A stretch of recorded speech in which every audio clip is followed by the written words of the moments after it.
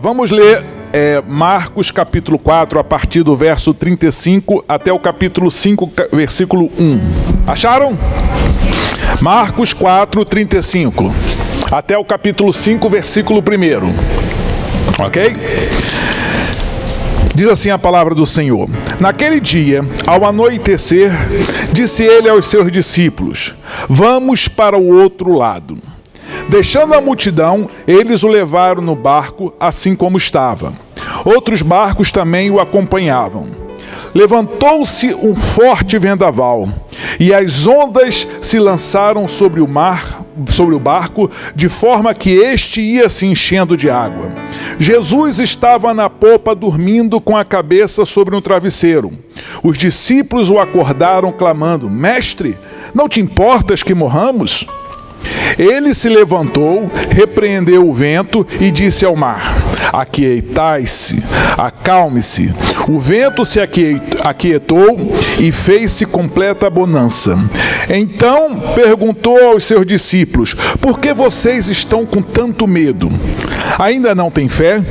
Eles estavam apavorados e perguntavam uns aos outros: Quem é este que até o vento e o mar lhe obedece? Vieram ao outro lado do mar, a região dos Gadarenos. Pai amado, eu te louvo pela tua palavra, que é fiel e verdadeira, e que nesta noite, Senhor, o teu Espírito já está aqui, Senhor, para ministrar os nossos corações, em nome de Jesus. Amém? Quando eu leio essa história, eu fico pensando, tem alguma coisa errada no texto aqui? Existe algo que aconteceu que não era para acontecer. Porque se você repara direitinho, a Bíblia fala que Jesus, Deus, falou para os discípulos: vamos passar para o outro lado.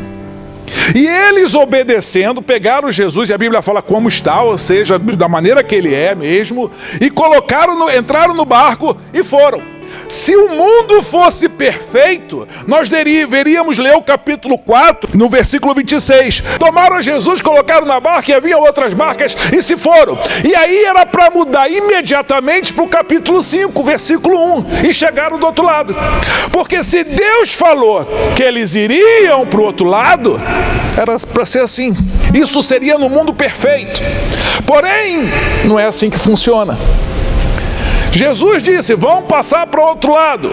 Mas entre o momento em que Jesus deu a palavra, a ordem e a concretização desta ordem, olha que os discípulos obedeceram.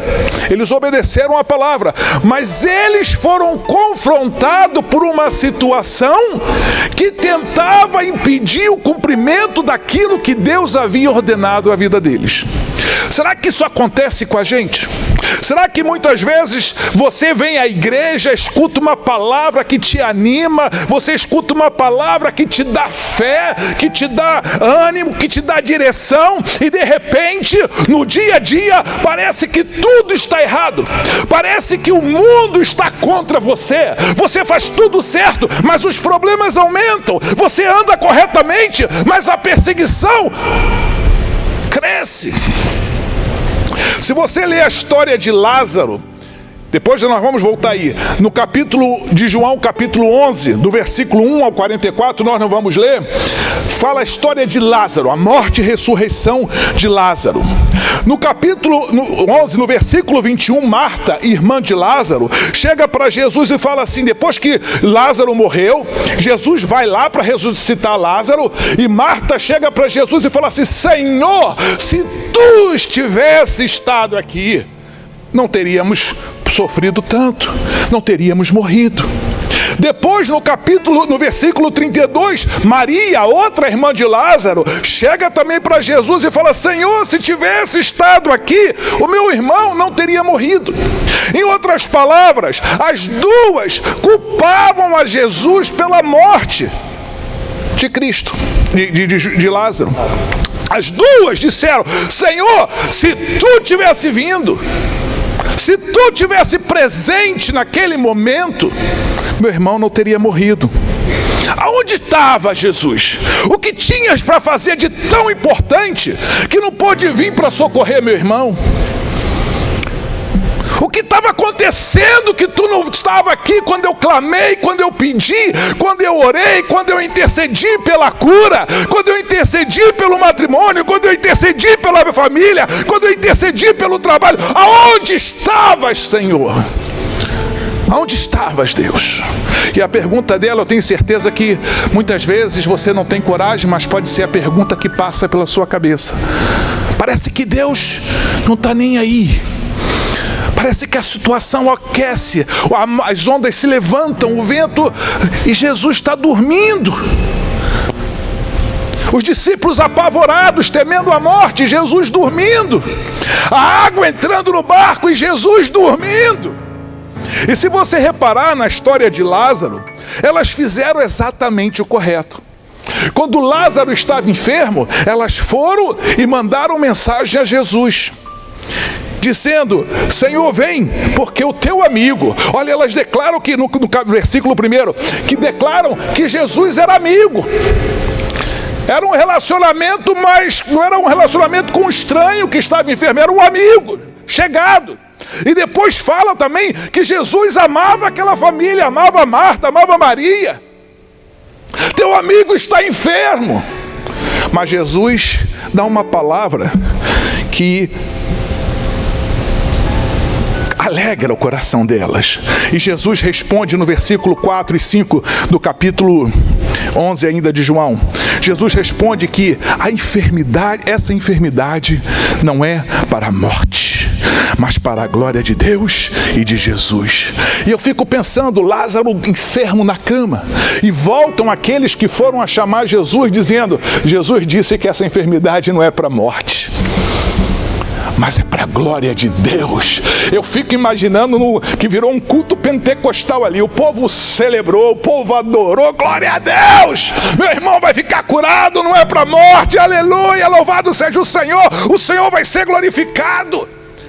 E a fé deles cresceu, porque a palavra que saiu diretamente da boca de Jesus dizia que esta enfermidade não era para a morte. Não era para a morte. Elas oraram, elas fizeram exatamente o que tinha que se fazer. Mas se você vê no versículo 6 de João, capítulo 11 ainda, Jesus intencionalmente não foi. Ele intencionalmente se reteve onde estava e não foi em socorro de Lázaro. Ele disse que não era para a morte, mas ele não foi até a aldeia onde se encontrava Lázaro. Ele ficou onde estava. E no versículo 14, Lázaro morre. Jesus mesmo declara: vamos agora, porque Lázaro está morto. Lázaro morreu. E aí você pensa, peraí, mas tem alguma coisa errada aqui também nesse texto. No versículo 4, Jesus disse que essa enfermidade não é para a morte. No versículo 14 ele fala: Lázaro morreu. No 4, ele vai viver. No 14, vamos porque ele morreu. Será que está tendo alguma... Será que Deus não sabia? Será que Jesus estava mal informado das circunstâncias? Será que ele não tinha conhecimento do que estava acontecendo, da gravidade da enfermidade? Será que ele pensou que fosse só uma gripe? Talvez ele estivesse equivocado, porque no versículo 4 ele disse que não era para a morte. Mas no versículo 14 ele fala que ele morreu. Como é que pode essa contradição? Isso é contraditório, esses dois versículos. E você repara que a Bíblia é cheia dessas contradições da nossa interpretação. Você vê quando Deus fala para Elias, quando tem uma seca na cidade, vai para ali, porque ali eu vou mandar os corvos te levarem comida, e você vai beber da água daquele riacho que corre ali. De repente Elias chega lá, está comendo e está bebendo, e de repente o riacho seca. Como pode isso? Se Deus falou que daqui ele ia beber. Aí ele volta a buscar Deus e fala assim: Deus, e agora? Deus fala: vai para Serepta, né? Se não me engano, que ali tem uma viúva que eu preparei para te sustentar. E ele chega, encontra a viúva e pede o pão à viúva. A viúva fala: tu tá louco, homem? Eu só tenho um pouquinho para fazer para mim e para o meu filho e vamos morrer de fome. Se ele já tinha preparado, como é que ela não tinha nada praticamente? Parece que quando Deus fala para Abraão: Abraão, de ti farei uma geração tão numerosa como a areia do mar. E Abraão, velho, só tem um filho. E aí na velhice de Abraão, Deus chega e fala assim: agora tu sacrifica o teu filho para mim. Isso é totalmente contrário à Bíblia, né? Porque Deus não deseja sacrifício humano. E aí você fala: isso está contraditório também. E agora como é que pode? Ele vai primeiro sacrificar um ser humano? E segundo, onde é que estaria a promessa então? Como é que pode essas coisas acontecerem? Às vezes você vem na igreja, você recebe uma palavra de ânimo, você sai daqui convicto e parece que o fogo aumenta. Estou falando em inglês aqui para vocês ou tá claro? O grego aqui não? Acontece com alguém isso aqui ou é só comigo? Que você às vezes sai com uma promessa, sai com uma convicção, sai com uma certeza e de repente você tem a palavra de Deus, você entra no barco com Jesus e de repente vem aquele vendaval, aquela tempestade terrível e você pensa que vai morrer, que acabou tudo, que fica confuso. Será que realmente era essa a palavra? Será que realmente era essa a direção? Dá vontade de você perguntar: Jesus, aonde é que tu está? Eu estou sofrendo, eu me sinto como que num lamaçal, numa areia movediça, e quanto mais eu me debato, mais eu vou afundando. Jesus, Jesus, Jesus, me socorre. E nada parece acontecer. Por que será isso, meu amado? A resposta nós encontramos justamente naquele versículo de João 11, quando Deus fala: esta enfermidade não é para a morte, mas é para a glória de Deus e de seu Filho. Deus caminha por caminhos que você não entende, mas o final vai ser o que Ele te falou. O grande problema das nossas vidas, amado, é que nós queremos o caminho fácil, mas nós temos um inimigo, não é verdade? E nós nos esquecemos de coisas básicas da fé como cristão. Primeira coisa que as servas de Deus, Marta e Maria, que os apóstolos se esqueceram, foi do quê? Da palavra de Deus. Para os apóstolos, ele disse: nós vamos para o outro lado. Jesus, ele contou o último capítulo daquela história. Ele disse: vocês vão chegar ao outro lado. Se você assiste televisão comigo, se eu já assisti um filme e você fica assim: e agora o que vai acontecer? Eu me levanto e vou embora. Eu não gosto de contar o final do filme.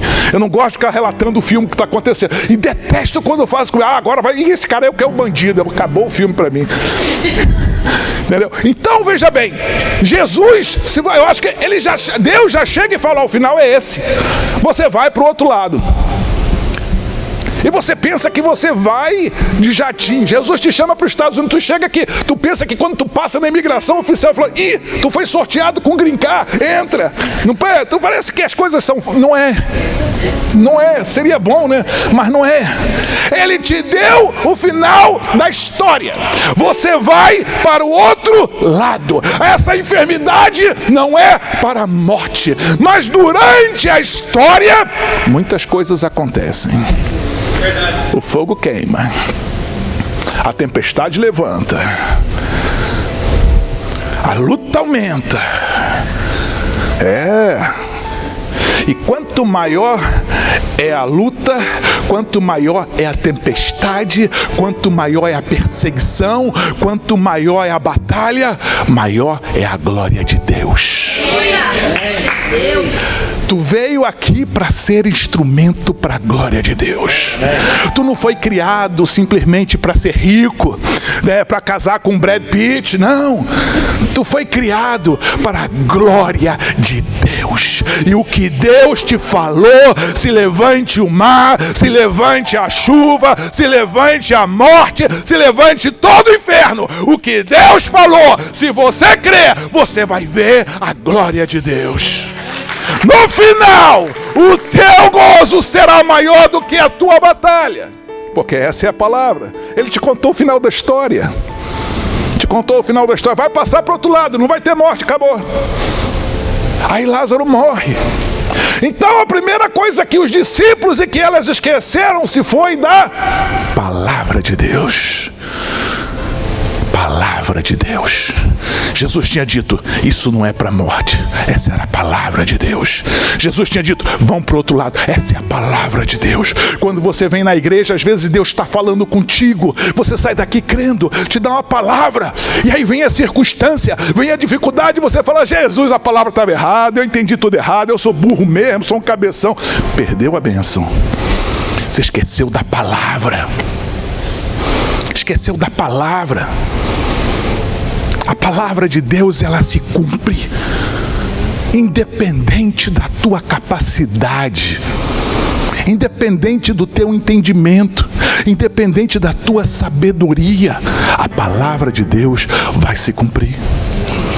A segunda coisa que eles se esqueceram, isso aqui é tremendo, e muitos de nós nos esquecemos. O que foi que Marta e Maria, quando viram Jesus, perguntaram? Jesus, o que elas disseram? Se estivesses aqui, não é verdade? Se estivesses aqui, meu irmão não teria morrido. Jesus, se a tua presença estivesse conosco, não teríamos passado por esta dor. Interessante que a Bíblia fala que quando Jesus falou, Lázaro está morto e eu me alegro que não estivesse ali. Quer dizer, parece que Jesus está se alegrando da dor da Marta e da Maria. Não. Elas falaram, Jesus, se tu estivesses aqui. Repara que Jesus estava totalmente ligado com o que acontecia na aldeia delas. Tanto é que ninguém chegou para dizer, Lázaro morreu, não. Jesus foi e falou, vamos que agora é a hora. Agora o problema se transformou impossível para o homem. Agora eu entro. Agora Lázaro morreu, agora eu vou lá. Primeiro ele fala assim, Lázaro dormiu. E os discípulos dizem, se ele dormiu, então tá bom, está descansando. Jesus, não, ele morreu. Jesus não queria nem professar a palavra morte. Jesus inseriu a palavra dormiu. Porque para Jesus era apenas um cochilo temporário. E aí ele foi em direção. E quando chega lá, as irmãs falam, onde estava Jesus? Onde estava Jesus? Os discípulos no barco, quando veio a tempestade, a água entrando, eles chegaram, Jesus, tu não se incomoda com a nossa situação? O que tu está fazendo? Está aí dormindo, no cabecinha no travesseiro, enquanto nós estamos aqui, remando contra a maré, trabalhando de dia a fico, sem ganhar o suficiente para pagar as nossas contas. Senhor, tu está aí dormindo, enquanto nós estamos lutando para poder conseguir o documento nesse país e nada acontece. Enquanto o inimigo está tentando nos destruir, Senhor, parece que tu não está prestando atenção, tu não está aqui com a gente, não. Eles se esqueceram, nos dois casos, de uma coisa essencial: eis que estarei convosco até a consumação dos séculos. Eles se esqueceram da presença de Jesus. Jesus estava presente ali. O fato de Jesus estar presente não quer dizer que ele não deixe você andar. Ele não deixe você passar pelo fogo. Não quer dizer que ele não permita que você enfrente o teu inimigo, a tua situação. Repara que quando ele encontra as irmãs e as irmãs falam isso, ele falou para elas o quê? Tenha fé, se creres verá a glória de Deus. Quando ele acorda e vai repreende o mar, ele repreende os discípulos e fala: acaso vocês não têm fé? Mas Senhor, essa tempestade, estamos afogando, o barco está entrando água. E Jesus repreende os homens. Por que será que ele repreendeu a eles? Porque ele esperava uma atitude de fé, baseada na palavra que ele tinha dado. Quando você recebe a palavra e você crê que Deus é contigo e está contigo, você tem autoridade para, segundo a palavra, decretar o que a palavra te prometeu. Você tem que abrir a tua boca. Moisés, Deus falou assim para Israel: Israel, eu te tiro do Egito, vai por esse caminho. E eles chegam e vão pelo caminho que Jesus mandou, que Deus mandou. E quando eles chegam lá, se encaram diante de um mar. E voltam, olham para trás e um exército de Faraó está ali. Peraí, Deus falou que ia tirar do Egito e agora nós estamos aqui entre o mar e a espada. Ou morremos afogados, ou morremos cortados ao meio, nossos filhos partidos pela espada. O que está acontecendo? Moisés também não entendeu. E Moisés falou: e agora, Deus? E o povo já se levantava e Moisés fala: Deus. E Deus fala: por que tu clamas a mim? Por que tu clamas a mim? Ergue o teu cajado sobre as águas e ordena que o povo marche. Tu já tem a palavra, eu já não te falei que você vai, agora opera maravilhas aí. Porque para que Deus fosse glorificado naquela situação, era necessário que Faraó viesse. Era necessário que o mar se abrisse. Era necessário que até a terra que estava no caminho secasse, para que os cavalos, os bois, as rodas pudessem passar. Não só abriu, mas enxugou toda a água, para que passassem pés secos. Não era numa lama. Para isso acontecer, foi necessário que Moisés erguesse a voz. Muitas vezes o inimigo te rouba bênçãos e te detém no local do castigo e da repetição do teu problema, porque você não estende o teu cajado de autoridade, que é a promessa de Deus, e declara que o mar se abra na tua vida. Você treme, você teme, você se acovarda e fica: Senhor, por que não estás aqui? Senhor, por que não estás aqui? E se o fogo aumenta, glória a Deus. Se a luta é grande, glória a Deus. Se a batalha é imensa, louvado seja o Senhor, porque quanto maior a batalha, maior é a recompensa. Se você vai no mercado para comprar 5 quilos de carne e você tem $5, você vai comprar uma carne de 5ª categoria, não é verdade? Se você quer uma carne de primeira categoria, não é... como é que fala no Brasil? Carne de primeira. Se você quer uma carne de primeira, prepara o teu bolso, não é verdade? Se o preço é grande, a recompensa é melhor. É melhor. Deus requer que você creia, que você confie na presença dEle, que você se apodere da promessa dEle, para que você possa usar da autoridade dEle. Jeremias 15:19 fala assim: se tu apartares o precioso do vil, eu te converterei. Não, se te converteres a mim, eu te salvarei. Mas se apartares o precioso do vil, tu serás a minha boca. Que promessa, meu amado. Tu serás a minha boca. Tu eres o representante de Cristo aqui. E ele fala: tu serás a minha boca. Repara que, com o poder da palavra, ele criou os céus, a terra e tudo que nele há. E agora ele fala: tu serás a minha boca. A Bíblia em 1 Coríntios fala que nós somos embaixadores de Cristo. O embaixador é um representante legal.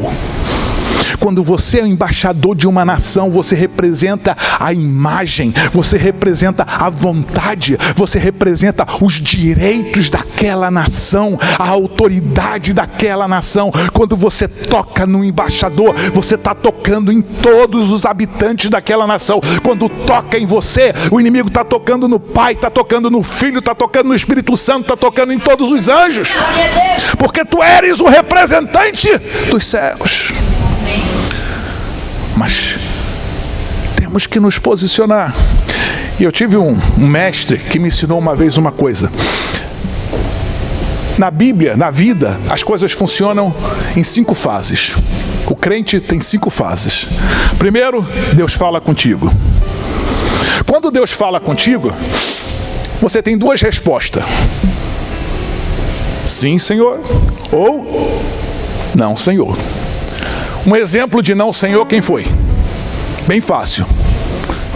Isso. Jonas. Deus falou: vai para lá e prega em Nínive. Jonas falou o quê? Não, Senhor. E o que aconteceu? Foi engolido pelo peixe. Tem muito crente que disse não, Senhor, há um tempo atrás, e acha esse demônio, esse diabo está me acorrentando, está lutando. Não, você está dentro da barriga do peixe e não sabe. Porque você disse, às vezes as pessoas me queimam, assim, sai um pouco mais dos meus cabelos quando o crente chega para mim e fala assim: pastor, olha, eu queria que você orasse por mim, pastor. Deus me deu essa palavra dizendo para eu ir fazer o seminário ali, mas pastor, eu estou quase aqui no meu trabalho, vou ser promovido. Se eu for agora, eu vou largar o meu trabalho, eu vou perder esse benefício, eu vou perder isso, vou perder aquilo, a aposentadoria, eu vou perder. E começa a falar o que vai perder. Aí depois, pastor, o que o senhor acha? Eu falo, irmão, deixei de te ouvir quando você falou para mim que Deus te disse. Se Deus te disse, o Criador dos céus e da terra, que controla todo o universo, todos os anjos estão embaixo do controle, todos os 7 bilhões e poucos de homens que vivem nesse planeta estão baixo dos olhos dele. Se ele tomou o tempo de falar contigo algo, meu irmão, tem que ser alguma coisa séria. Agora, fala com ele, talvez ele não saiba disso tudo que tu está me falando. Você tem que argumentar com quem te disse. Foi Deus que te falou para você largar aí? Então, argumenta com ele, não vem argumentar comigo. Tu quer me botar contra o meu chefe? Não, senhor. Não pensa que vais.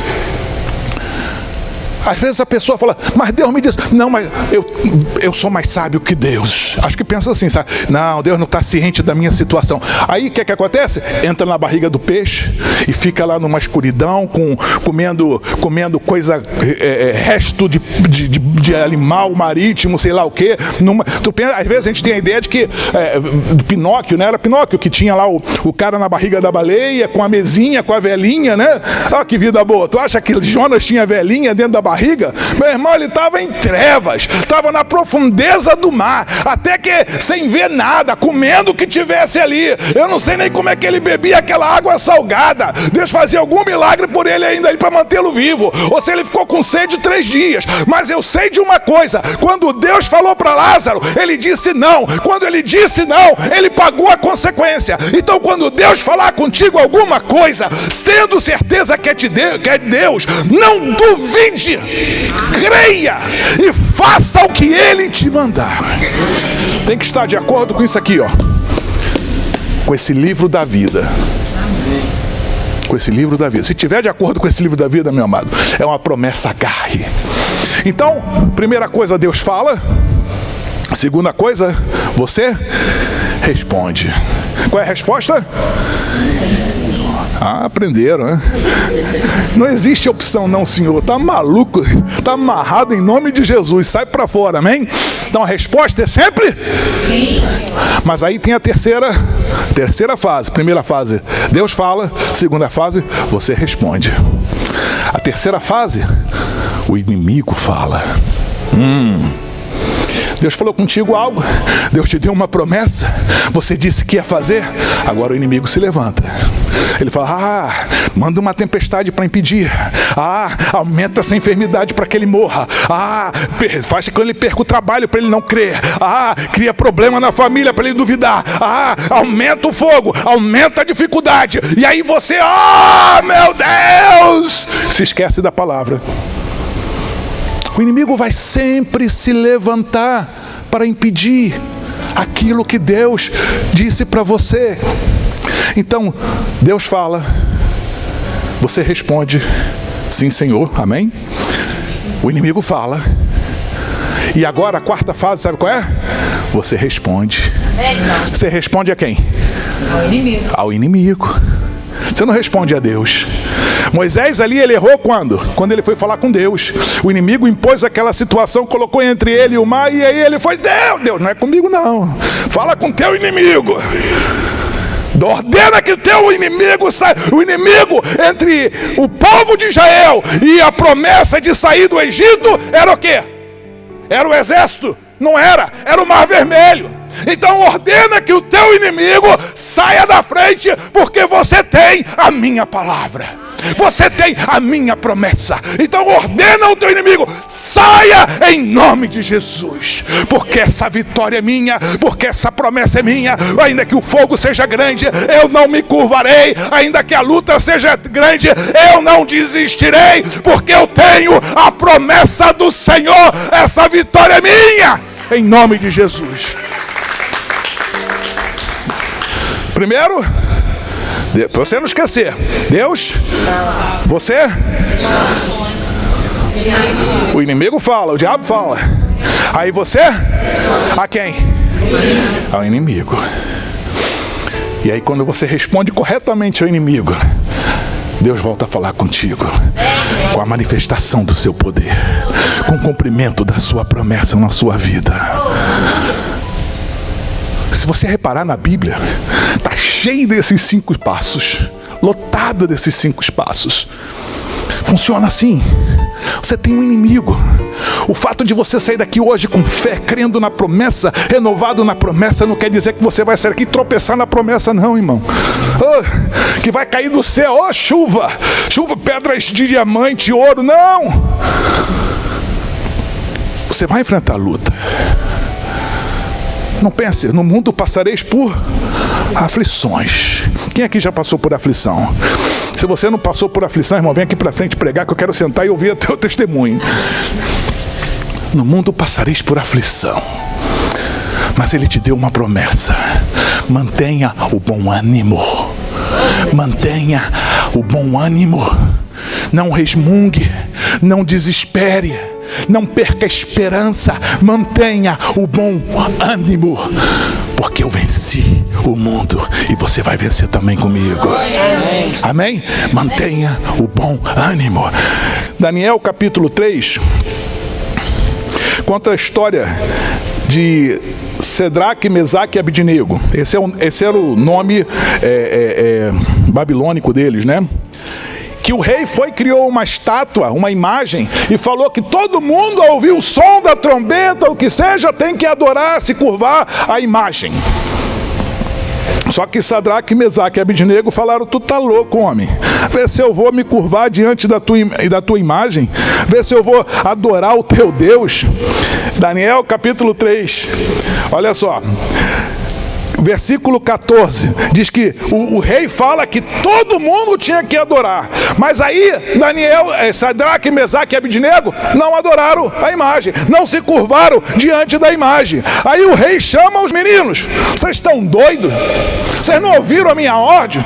De que todo mundo tinha que adorar a imagem que eu criei. E quando ouvisse, agora fique sabendo que eu vou dar uma chance a vocês, porque vocês são amigos daquele tal Daniel, e eu sei que ele é chegado com Deus. Eu vou fazer o seguinte: eu vou dar uma chance. Vai tocar agora o som, e quando tocar o som, vocês vão adorar a minha imagem.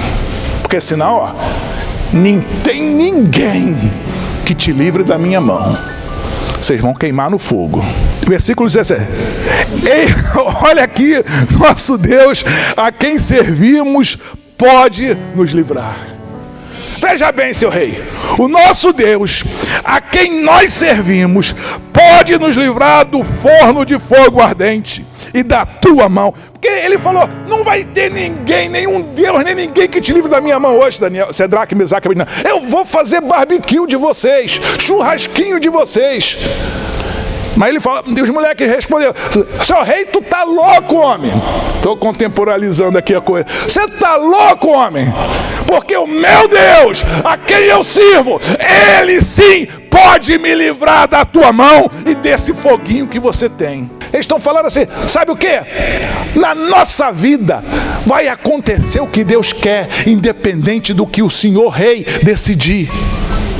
Se Ele quiser nos livrar, Ele nos livra. E se Ele não quiser, todavia, Ele vai ser glorificado.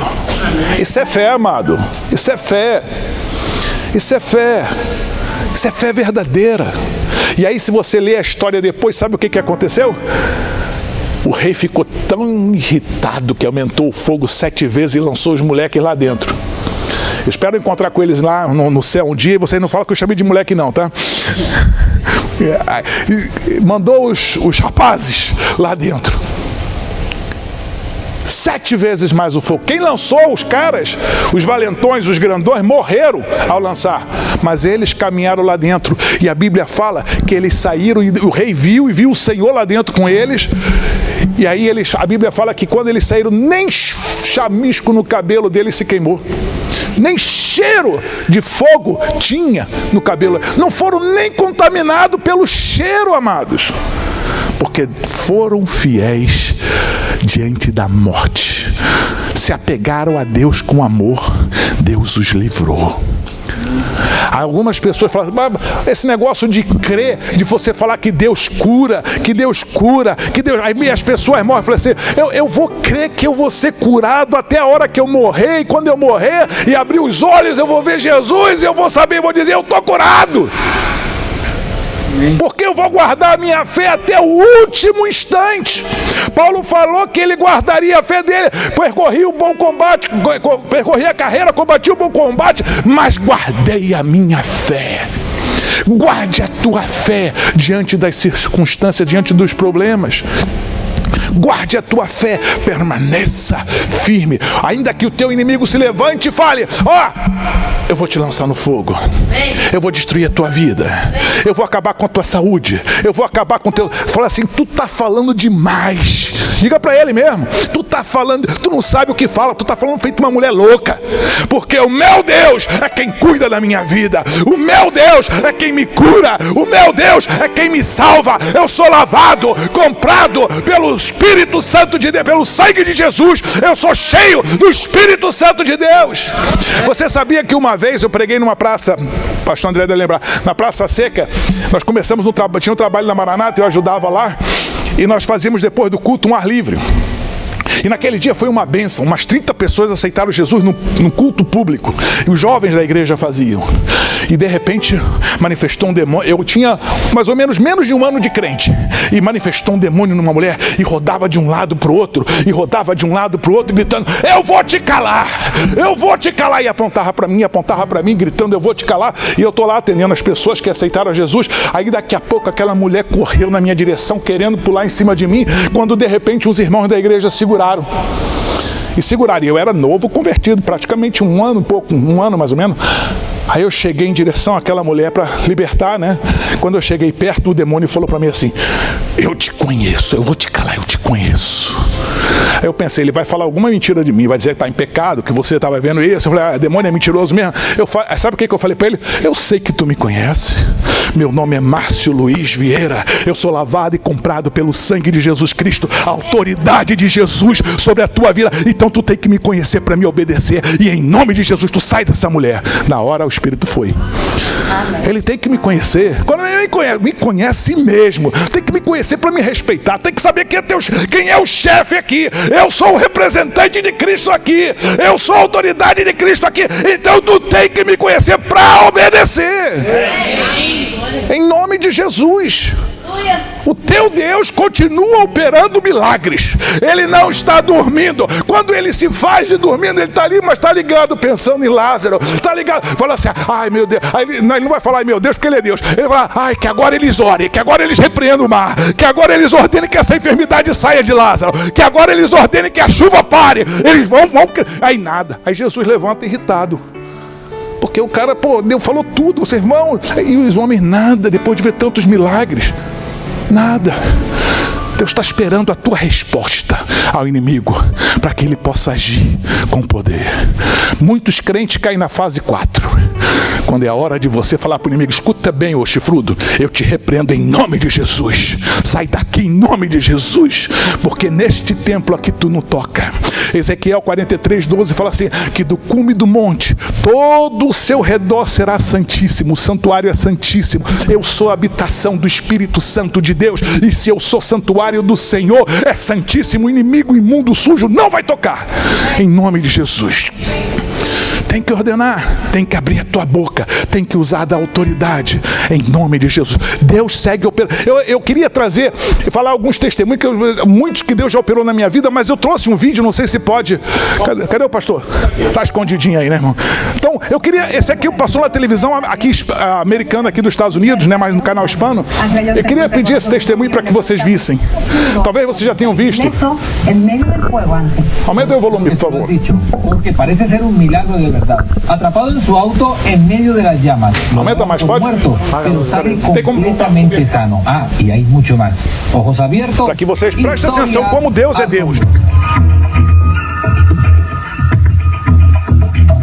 São só 2 minutos. No eran las llamas del infierno, pero así parecía sentirlo el conductor que estaba en el interior de... Aseguran que fue un verdadero milagro.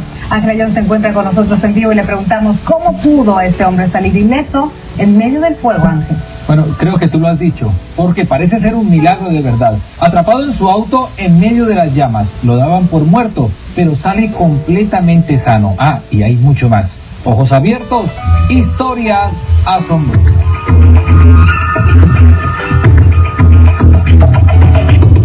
No eran las llamas del infierno, pero así parecía sentirlo el conductor que estaba en el interior de este auto. Sin la más mínima posibilidad de salir vivo de ahí, llegó al vehículo una intervención divina. Y si la fe mueve montañas, pues aquí removió el fuego para que no llegara hasta el conductor. Todo ocurrió en la ruta estatal 385 en Memphis, Tennessee, cuando este jeep se salió de la vía, chocó contra un poste y explotó en el acto. Solo fuego salía del interior. Todos iban a sus coches para buscar cómo romper los vidrios e intentar sacar al hombre, decía esta testigo. La muerte era segura, pero por lo visto un ángel o algo sobrenatural se le adelantó y el hombre fue sacado del auto sin quemaduras. Y como Lázaro pareciera que se levantó de la muerte, posiblemente convencido que esas latas retorcidas no serían su ataúd. Increíble historia. En este mundo tan apurado, ¿cree usted que exista ya un espacio para un milagrito en nuestra vida? Conforme la palabra de Dios, Él tiene ángeles que protegen y guardan. Porque creo en Dios y creo que su poder es divino y que en diferentes partes del mundo han estado en lugares de desastres y ellos han quedado intactos. Pero eso no fue todo. Aunque los bomberos lograron apagar el fuego, la llama de la fe se encendió una vez más, porque del vehículo lo único que no quedó convertido en ceniza fue precisamente esta Biblia que estaba ahí adentro, como un escudo espiritual que, aunque estuvo en medio de todo ese fuego, sus hojas permanecieron blancas y relucientes, ni una sola hoja dañada. El impacto de lo ocurrido fue tan grande que algunos policías sintieron que no eran la máxima autoridad en ese momento y prefirieron orar entre sí. Mire usted, una curiosidad más. Un extracto de la Biblia dice: cuando pases por el fuego... Amados, meu Deus continua operando milagres. Eu já pude ver muita coisa na minha vida, mas eu creio que ainda vou ver muito mais, e eu quero ver na vida de vocês, em nome de Jesus, porque se você crê, nada é impossível. O cara estava queimando ali no carro dele, não sobrou nada, só a Bíblia. Deus às vezes ele deixa a assinatura dele, né? Ele gosta assim de demonstrar. É como se fosse, a gente fala assim, como se fosse um show-off, né? Deixa o cara morrer, quando o cara morrer, tiver podre lá, 4 dias depois de morto, aí eu apareço. Apareço. Deixa a tempestade vir aí, ele aparece. Mas você tem que confiar, porque ele vai vir, ele vai operar.